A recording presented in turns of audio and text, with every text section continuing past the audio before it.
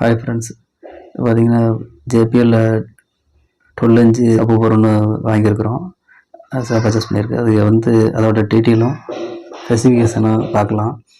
அப்புறம் பார்த்தீங்கன்னா ஒரிஜினல் எப்படி கண்டுபிடிக்கிறது, டூப்ளிகேட் எப்படி கண்டுபிடிக்கிறதுங்கிறதையும் சொல்கிறேன். அதையும் பற்றியும் பார்ப்போம்.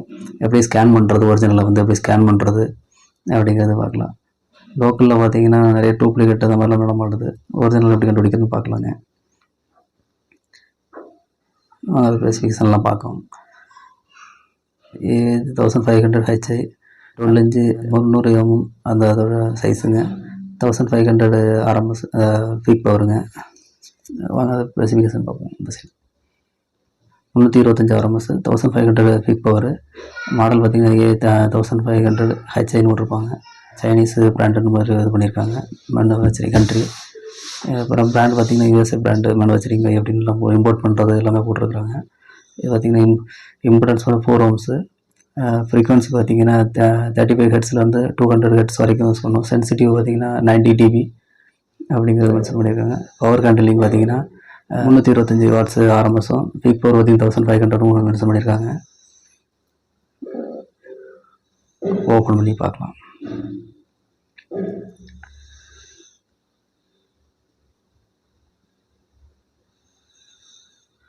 மேனுவல் புக்கு ஒன்று கொடுத்துருக்குறாங்க.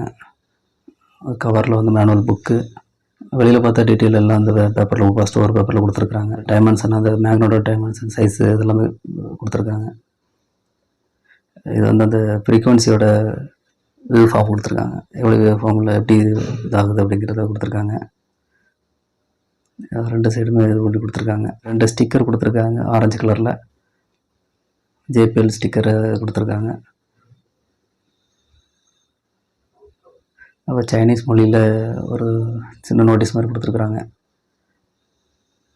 அவ்வளோதாங்க.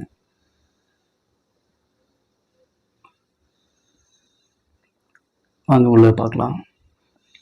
JPL 1500 ஒரிஜினல் இப்படி தான் இருக்குங்க.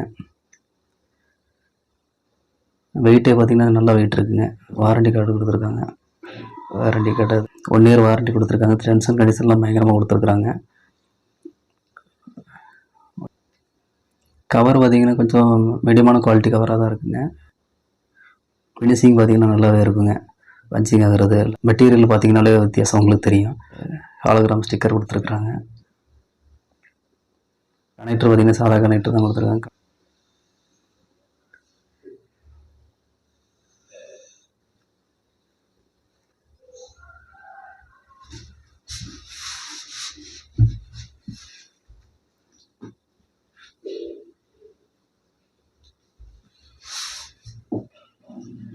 இந்த பில்ட் குவாலிட்டி பார்த்தீங்கன்னாலே டிஃப்ரெண்ட் தெரியுங்க. நல்லா ஃபினிஷிங்கு. இது டூப்ளிகேட்டில் வந்து இவ்வளோ ஃபினிஷிங் இருக்காதுங்க. நீங்கள் வந்து ஒரிஜினல் எப்படி கண்டுபிடிக்கிறதுங்கிறத பார்க்கலாம். ஸ்கேனர் எடுத்துக்கோங்க. ஸ்கேனர் எடுத்துகிட்டு ஹாலோகிராம் ஸ்டிக்கரில் வந்து ஸ்கேன் பண்ணிங்கன்னா ஸ்கேன் பண்ணுறது இருக்குதுங்க. அந்த ஸ்கேன் பண்ணிங்கனாலே உங்களுக்கு QR கோட் மாதிரி ஓப்பன் ஆகி HERML58 அப்படின்னு அந்த நம்பரு, அதில் இருக்க நம்பரு வந்து நம்ம ஸ்கேன் பண்ணதோட இந்த நம்பர் பார்த்திங்கன்னா மொபைலில் வந்திருக்கும். ஸ்கேன் பண்ணதோட பார்த்திங்கன்னா மொபைலில் வந்துடும். இதை வச்சு ஒரிஜினல் நம்ம கண்டுபிடிக்கலாங்க.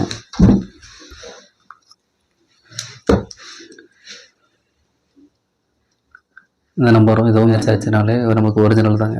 டூப்ளிகேட்டில் வந்து இந்த ஸ்டிக்கரும் மேக்ஸிமம் இருக்கிறதில்ல. அப்படி இருந்துச்சுனாலும் இந்த ஸ்கேன் பண்ணிங்கன்னா கரெக்டாக இந்த மாதிரி மேட்ச் ஆகாதுங்க. சும்மா ஸ்டிக்கர் மாதிரி ஓட்டியிருப்பாங்க. அதை வச்சு கொஞ்சம் கண்டுபிடிக்கலாங்க.